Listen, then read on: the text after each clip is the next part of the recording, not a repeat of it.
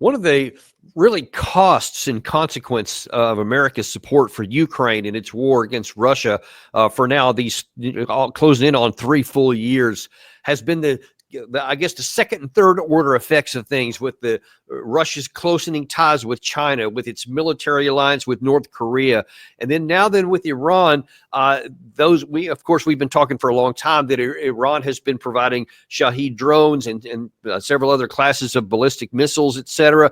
Lots of support. Well, now then, not only has Iran joined with the BRICS in general with an economic situation, now in just the last 12 hours or so, Russia and Iran have signed a new agreement, a 20-year agreement that has a lot of economics and other things that are involved with it, one of which is a nuclear power plant. So Russia is deepening its involvement in the area, which is going to complicate a number of other things. To try and make sense of all this and try to figure out what it does mean, especially for U.S. interests, both in the Russia-Ukraine war and in the Middle East, is John Mearsheimer. Professor Mearsheimer, international relations theorist, professor of political science at the University of Chicago, and a friend of the show. Professor, welcome back to the show.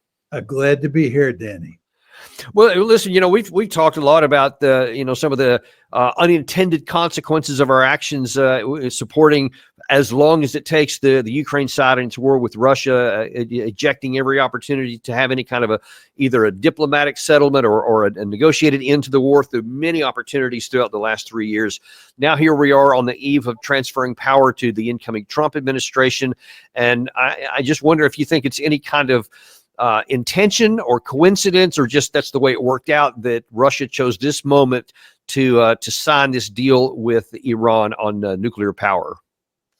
I think they might have chosen this moment, but it doesn't matter very much. They could have done it a week ago, or they could do it a week from now. I think what's going on here, Danny, is that the Russians have 2 goals. Excuse me. The first is to make sure that Iran does not acquire nuclear weapons.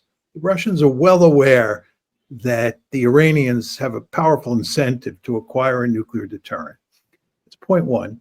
And point two, the Iranians are susceptible to an American and an Israeli attack. And I think the Russians want to do everything they can to help the Iranians protect themselves and therefore deter such an attack.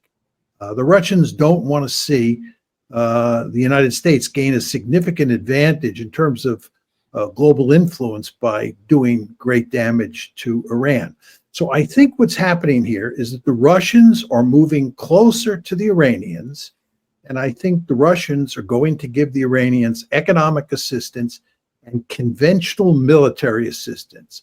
I think the Russians want to see Iran develop the capability to protect its nuclear installations and other installations across the country with conventional weapons so that they don't go down the nuclear road, and so that at the same time the Americans are deterred. So I would expect moving forward, we will see ever increasing relations between Russia and Iran. This will be the first major step. Much of it will be aimed at the United States. And to what extent is it even possible? And we haven't heard any reports to this effect, but I just wonder what your, because you obviously have a significant understanding of how all the different players work together in the region, that there might have been some discussions behind the scenes between the United States and Russia, because I think that the U.S. is not wanted to get into a war with Iran. And certainly, I think a lot of evidence indicates that Netanyahu would have loved nothing more than to get the U.S. sucked into a war to try and take out Iran. But that Russia may have said, hey, it's no one's interest for this to go anywhere. We're going to deepen our cooperation here, so don't attack it. And then perhaps as a quid pro quo, we'll keep them from getting a nuclear weapon. Do you think anything like that may be in part of it? Absolutely. I think you're right on the money. I think the Russians, the Iranians, and the Americans all have an interest in no war. They do not want war, any one of those three countries. I think it's the Israelis who want war, and the great danger is that the Israelis will drag the Americans in. This worries the Russians greatly. And as a result, the Russians are not only sending a clear signal to the Americans, but they're helping the Iranians to defend themselves with conventional weapons. And as I said, that has the added benefit of greatly discouraging the Iranians from going down the nuclear road. Now we're gonna talk a little bit about the Middle Eastern part here in a second, because there's some obviously direct connections with that as well. But I want to talk about one of the other things that's part of this agreement here, and I want you to talk about some of the implications of this. Now, obviously, we've been talking a long time about the drones, some ballistic missiles that Iran has been provided. So Russia has an incentive to keep Iran viable and to keep them out of war, also for the BRICS issue. But as this report from Deutsche Welle shows, there's another aspect of this. It's not just defence ties that are being put on a new footing. After their first meeting in October 2024, the two presidents said they had many similar views on world affairs and were keen to expand cooperation in all areas, economically, culturally, and in the international arena. They said deepening ties was a way of countering the punishing sanctions that the US and its allies have imposed on both countries. And they're pushing for completion of this alternative route for global trade, known as the North-South Transport Corridor, and already years in the making. It would open a pathway to India and the Gulf while bypassing the sea lanes of the West. And to what significance is that they might have this new pipeline which can allow oil and gas to bypass some of the routes for the West, therefore minimizing the leverage that the West could bring for future sanctions between, especially against Ukraine, because that's obviously Iran and Russia are both significant recipients of American sanctions. What will this impact will have on the leverage we may have? Well, just to, elevate the conversation for a brief second, when we were talking a minute ago about Iran, Russia, and the United States, we were focusing on the military dimension.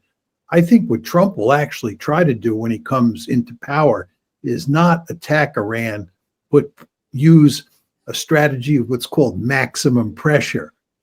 And putting maximum pressure on Iran means putting maximum economic pressure on Iran, doing everything possible to wreck the Iranian economy. And of course, the Russians understand this because they've been victims of American sanctions. The United States is not only trying to wreck the Iranian economy, it's trying to wreck the Russian economy. And what's going on here is that the Russians are trying to figure out ways, and the Iranians are as well, as to how to combat this economic pressure. And this pipeline is a giant step in that direction, because what it does is it makes it much more difficult for the West, and here we're talking mainly about the United States, to use its significant leverage to cut off oil in the region. Yeah, and there you see Gary putting on the screen right there. That's already, Trump's envoy, General Kellogg's already talking about, we have to reinstate maximum pressure. I wonder if you can just touch on that a second ago. And was the original iteration of maximum pressure, was that really effective and useful for United States interest in its exchange with the Iranian regime? No, it failed. I mean, here's basically what happened. In 2015, the Obama administration came up with the JCPOA. This is the nuclear agreement that greatly limited Iran's nuclear capability and made it virtually impossible for it to develop nuclear weapons. The Israelis were deeply unhappy with the agreement, and the Trump administration, after significant pressure was put on it by the Israelis, walked away from the JCPOA in 2018. Right. Yeah, I actually remember that was May 2018, specific. But before you even get much further with that, I wonder if you can answer something that has frankly puzzled me throughout the duration of this. Why would Israel be so against the JCPOA when it curtailed the Iranian potential drive towards a nuclear weapon? It's very simple, Danny. The JCPOA did not eliminate Iran's capability to either enrich uranium or recycle plutonium and turn them into weapons-grade material. That's really what the Israelis fear, right? That Israel I mean, that Iran has the capability to enrich uranium and reprocess plutonium. And that's what they want in a new deal.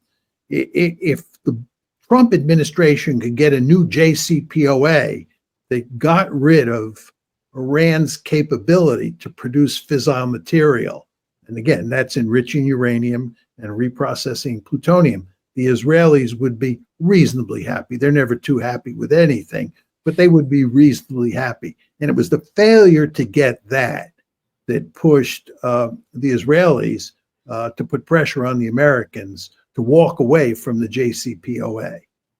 Does that make sense? It does. It does. So what would have happened?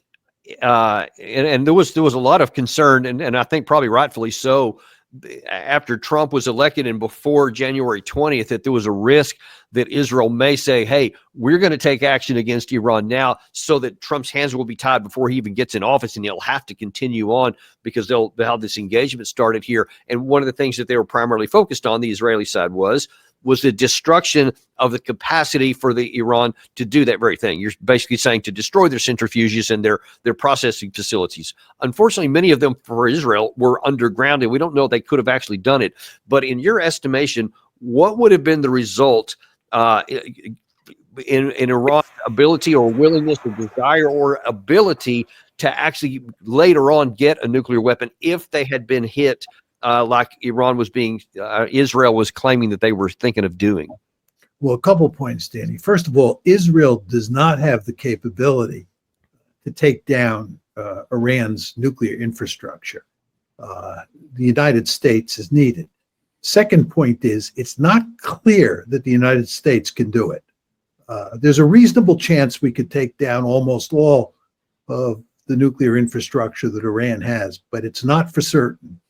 And the third point, which addresses your question, is that even if we take down that nuclear infrastructure, almost everybody I know, and this includes some very hawkish people, believes that eventually Iran would reconstitute the program and they would end up with nuclear weapons. If Iran is determined to get nuclear weapons, there's no way that the United States can prevent that over time. Short of an outright Iraq-style invasion, right? Yes, that's right. But we're not going to invade Iran. That would really be crazy. Right. Yeah. It's I say that with an uncomfortable chuckle because, yes, on the surface, it would actually, even beneath the surface, it would be insane and absurd. But wow, how many things have we done that in the last couple of decades that did make any sense? But well, anyway, we'll not speculate any further on that one. But Daniel, just quickly to go back to maximum pressure, once the Trump administration pulled out of the JCPOA, they put in place a policy of maximum pressure, which was economic coercion based on sanctions. And it failed. And in fact, today, Iran is not far from where it would have enough fissile material for 4 bombs. So pulling out of the JCPOA was actually a colossal mistake. And so what would he go, or what would even be the intention of going back to maximum pressure? What do they think it will accomplish in a new iteration that it didn't accomplish in the last? I'm truly not clear on what the objective would be of going back to maximum pressure.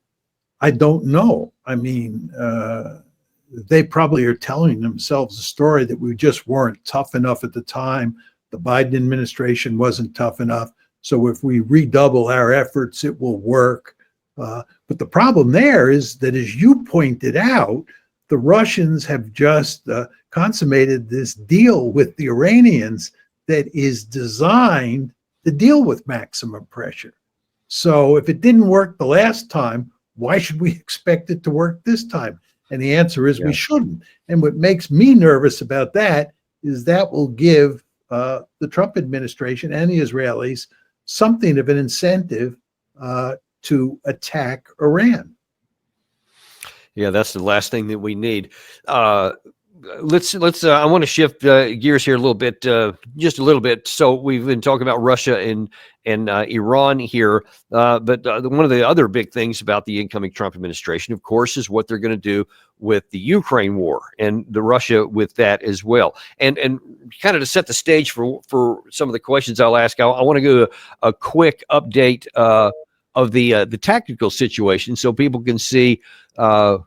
Oops, lost on my screen. There we go. Wanted to see kind of what's going on, because these is going to, what's going on the ground is what's going to end up shaping what can happen in the diplomatic arena here, and really there's been in just even the last 36 or so hours, there's been a lot of updates even in the northern part here, up in the Kursk area. The Russians can have, again, after some weather-related pauses, have continued to squeeze in from the flanks.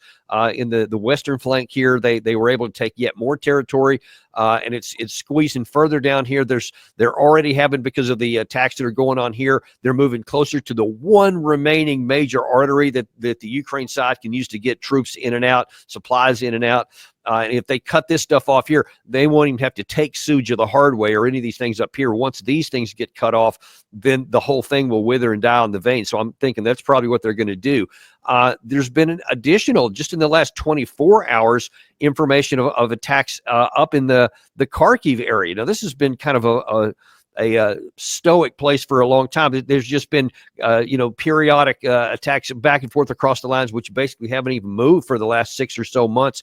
But now all of a sudden, the Russians are starting to move a little bit more forward here. Now, that's interesting and noteworthy, because another new area is down here in the Kupiansk area, has also been moving forward. And there is some indication that the Russians may be moving in a direction forward here, when they had been moving in this direction here, but they may be thinking, hey, we're going to try perhaps a new offensive early in 25 that's going to try and bring these two things together here. There have been a number of troops that have been seen up in these areas around, which would not be hard to move into effect there. But in any case, there are Russian tactical advantages in both Kupiansk and in the Kharkiv area.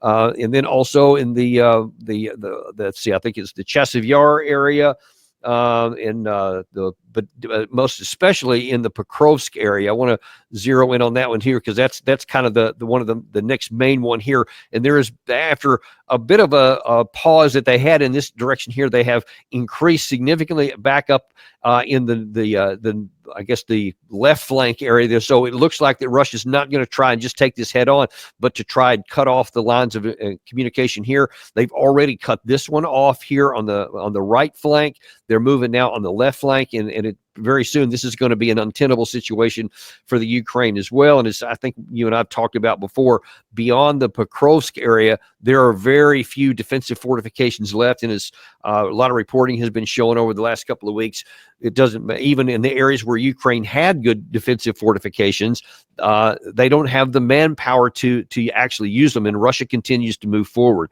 So literally everywhere you look across the line, and we could even go all the way down into the southern part of the Kherson Oblast. There's actually been a lot of activity right here on both sides of the line, actually beyond the line for the Russians. They've been bombing more areas here.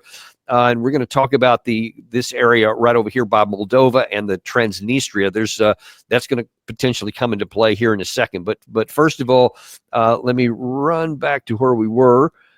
And so that's the issue on the tactical situation, with trying to figure out what Trump's going to do. So, and this is just to continue on from the last time you were on the show here. Russia has continued to methodically move across. Everything is in their favor. The manpower, the defense industrial base, their air power continues, their air defense, all those things that they have had continue, and actually in some categories are expanded beyond what they were before, and everything is shrinking on the Ukraine side. They can't mobilize enough people. The people they get are unqualified. They've had a lot of tactical errors in how they've been employing their troops, and the morale is literally going through the ceiling or the floor as they're trying to fight a clearly unwinnable fight. And then on top of all that, here comes Donald Trump, absolutely saying he's going to find a negotiated settlement. So the question is even more so for the Ukraine side: what are they fighting for? Now then, here we get to what is Trump's objective going to be. In his hearing a couple of days ago for Secretary of State Marco Rubio, he was asked, what is the administration's plan going to be? Here's what he said. The problem that Ukraine is facing is not that they're running out of money, it's that they're running out of Ukrainians. There's a size differential here that's important. Now, what Vladimir Putin has done is unacceptable. There's no doubt about it, but this war has to end. And I think it should be the official policy of the United States that we want to see it end. Now, what that master plan looks like is going to be hard work. This is not going to be an easy endeavor, but it's going to require bold diplomacy. And my hope is that it could begin with some ceasefire. And in order to achieve objectives like the one that needs to occur in Ukraine, it is important for everyone to be realistic. There will have to be concessions made by the Russian Federation, but also by the Ukrainians, and the United States has lent itself there. It's also important that there be some balance on both sides. In essence, it will be difficult to achieve this objective of a ceasefire and ultimately a peace settlement unless both sides have leverage. Okay, now there's a couple of things in there I want to zero in on. We'll take them in order that he said them. First was, he said, well, I think the first thing is there will need to be some sort of a ceasefire and a pause in the fighting so that we can do some negotiations. Sergei Lavrov a week or so ago said, "Niet, no ceasefire, no pause, no tactical anything. We are looking for a solution to the war, or we're going to keep on fighting." So what do you think is going to happen, first of all, if Trump comes in and says we want a ceasefire, and that's one of his initial negotiating positions, and the Russians just say no? Well, they're not going to get a ceasefire. The Russians would be nuts to agree to a ceasefire. They're on a roll. Why would they agree to a ceasefire, which would give the Ukrainians and the West a time to reconstitute the forces and get ready to fight against the Russians in much better shape than they are now? So there's not going to be a ceasefire. I think there are two ways this can play out. One is that the Trump administration agrees to Putin's demands and you get an agreement, you get a peace agreement. And the two main demands here are, number one, that NATO, that Ukraine never becomes a part of NATO, that Ukraine is a neutral state. That's demand number one. And demand number two is that the West recognizes that the 4 oblasts that Russia has annexed and Crimea are now Russian territory and will be Russian territory forever. Putin has made it clear that those two conditions have to be accepted to get a peace agreement. I find it hard to believe that Trump would accept those two terms. And if he did, that he could get support for that agreement in Ukraine and in the West, especially in the United States. So I don't think you're going to get a peace agreement. The alternative is that the war will go on, and at some point the Ukrainians will collapse, and you'll end up with a frozen conflict. And this will be a disaster for Trump because it will look like he lost the war. Joe Biden has done a brilliant job of kicking the can down the road so that when Ukraine finally collapses, the Ukrainian army finally collapses, Trump will be blamed, not Biden, who should be blamed. But these are the two choices Trump has. Either he agrees to Putin's terms and you get a real peace agreement, or the war goes on, Ukraine loses, the West loses, and Trump is in real political trouble as a result. We had Doug McGregor on here yesterday, and we were asking him what his advice would be to Trump if he could give it, and he says that he should literally not care what anybody says in Kiev or elsewhere, and says, or his detractors here, because he also mentioned that same thing about what the Biden administration had clearly set up to try to blame Trump for what happens next. And he said that he thinks Trump should just say, okay, it's going to be those 4 oblasts. And I tell you what, we're going to stop all of our support. We're going to withdraw all of our military personnel and anybody else from Ukraine until you guys make a negotiated settlement on whatever terms you can get, whether they agree to or not. Because if Trump were to do that and to cut off the supplies, even according to what Zelensky said about 2 months ago, oh yeah, we wouldn't last 2 weeks. The war would be over pretty quick, which is ironically what Putin said about a year ago. Now that would be a really hard thing to do, and it would cause a lot of angst. But do you think that realistically speaking, that might be preferable to what would happen if the fighting continues from the Western perspective? It would absolutely be preferable. It would be preferable from Ukraine's point of view. Ukraine has no interest, as you and I have argued on numerous occasions, in seeing this war continue. And I think what they ought to do is accept Putin's terms, in large part because they have no choice. They're losing on the battlefield. And continuing the war is worse than settling it now. The problem is that it's politically difficult, if not impossible, for Trump to do this. I mean, I think Doug is right in what Trump should do. Cut the deal now. But actually doing that's another matter. Well, it certainly is, but that's why they're paying the big bucks, as they say, that as to be president of the United States. And I was actually on Tucker Carlson's show a couple of days ago, recorded rather, hadn't actually aired it yet. But one of the things that he said, it really stuck with me that Tucker suggested was when we were again talking about this issue of how things would be perceived. He said, I think Trump should just say, I don't care what anybody says, because I know that his political opponents are not going to like him. So he should just do what makes sense for his people and the people that voted for him. In large part, one of the big reasons was because he was going to bring this to an end. He said those people would be happy, and the other ones are never going to be happy anyway. So I truly hope that Trump takes that course of action. Yeah, I agree with you completely. But my only point is it will not be easy to do. I think it would be enormously difficult. But to your point about what happens if he doesn't, if he's not willing to do the hard leadership stuff and take the heat that for sure will come from a number of different quarters, not the least of which would be from some European capitals. I think you can probably add a few into there as well. But also, if he doesn't, forget about the heat that he could get externally. What may happen on the ground could be problematic. There was a little remarked upon in the West comment out of basically kind of a quasi-national security advisor for Putin, one of his senior aides. He's on the National Security Council. I think he's roughly equivalent to Jake Sullivan. He came out and said that as far as Russia is concerned here, there will be no deal done until all the tasks of what they call the special military operation are accomplished. And one of the things, he said a couple of things that were really noteworthy to me. He said, we are particularly concerned that the violent coercion of the neo-Nazi ideology, along with the ardent Russophobia, are destroying Ukraine's once prosperous cities, including Kharkiv, Odessa, Nikolaev, and Dnipropetrovsk. We call it Dnipro in the West here. It is not excluded that in the coming year, Ukraine will cease to exist at all. Now, that the selection of those cities is noteworthy. I'm gonna go back to the map here again, because I want to point out where those cities are, and also in light of something else that's happening here of late, and that is to do with Moldova.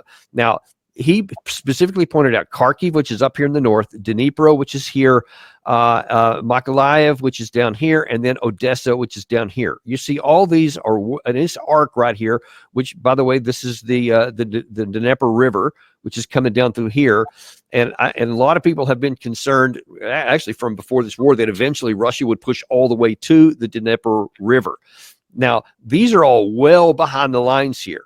And when he says that Ukraine could cease to exist as a state, that implies, and certainly there's been other information both from Sergei Lavrov as well as Putin in recent comments, that if they don't agree to what we call the 14 June line, which is what Putin said in June 14th of last year, where all the 4 oblasts will have to come back to their control. And these gray areas that we're showing here are areas Ukraine controls that would have to be surrendered to the Russian side, or they say they won't reach an agreement.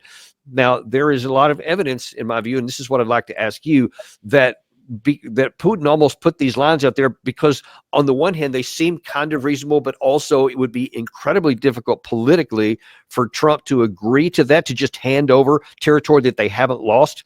But that Putin actually hopes that's the case, because he'll just, even if it takes another 6 months, 9 months, 12 months, they will eventually continue until they capture all of this territory. And these Kharkiv and Odessa especially are, by many Russian viewpoint, are Russian cities, and that's something that they actually want. How do you see that playing out, and what do you make of his comments? Well, I've argued for a long time, Danny, and I mean a long time, that the Russians are likely to take those oblasts that are to the west of the 4 oblasts that they have annexed. Yeah, no, I remember, by the way, one of the first times we had you on our channel, you said you thought they would take 8 oblasts, not just the 4 that they did. I remember that. Yeah, and it may even be 9 or 10. It remains to be seen. They may not, but I think it is likely, I'm choosing my words carefully here, that they will take additional territory. You want to remember that as long as NATO continues to insist that Ukraine will be brought into the alliance, the Russians have great incentives to take more territory rather than less. They have a deep-seated interest in turning Ukraine into a genuinely dysfunctional rump state. And doing that is facilitated by taking more territory than they now control. And this is why you and I have argued for a long time, some sort of agreement should be reached now before the Russians take any more territory or have an incentive to take more territory. But nobody, of course, has listened to that. And we continue to talk about bringing Ukraine into NATO. And that gives Russia a very powerful incentive to take more territory. And I think that is the direction that you're headed in. One other thing that might be in a near-term triggering mechanism, perhaps. I mentioned the Moldova there, and I showed where that was in Transnistria. I mentioned earlier on the map. There has been an issue that was ironically precipitated by Volodymyr Zelensky of Ukraine, when after all this 2 3/4 years, basically, where they were allowing transit of Russian gas to go to some elements in Europe, they actually decided to shut that off on January 1st. So they decided not to renew that, so the gas cut off. One of the biggest problems with that cause is that Moldova was getting its energy supports from there. Moldova is conversely providing electricity and stuff to the Transnistria area. And so now then they're operating at the moment on coal reserves, etc., because they had those. But apparently they only had about 6 weeks total of that. And somewhere around the first half of the month of February, that's going to be cut off. And so there won't be any gas. In fact, the Russian media is reporting, as you see in this report here, is that the gas crisis in the Republic of Moldova and PMR region, I think that's what they call the Transnistria, began after Kiev refused to Russian transit stuff to January 1st. Since January 3rd, rolling blackouts have begun in the PMR, and there is no heating, hot water in apartment buildings, while the air temperatures outside is below zero. Now, there is some concern, and let me run one more time back to my map here, that could be used. In fact, one of the thoughts is that Russia may be wanting to use this as a pretext to say, hey, we have all this territories in between us and here. All of our Russian people are in this strip here called the Transnistria, and they may try to force a crossing across the Dnieper River down here, move across to, quote, relieve the pressure on their people here, which of course would then cut off Odessa. And now you have some real problems with that. And once you start moving down here, then all kinds of things become possible. If the Russians are able, and that's a big question mark, to break through the Ukrainian defenses in this part, then the whole thing could come unhinged, and the whole nature of the war could change pretty quick if that's to happen. What concerns do you have that the Russians may be thinking about doing something like this once the electricity runs out here in about 4 weeks? I'd be surprised if the Russians did that.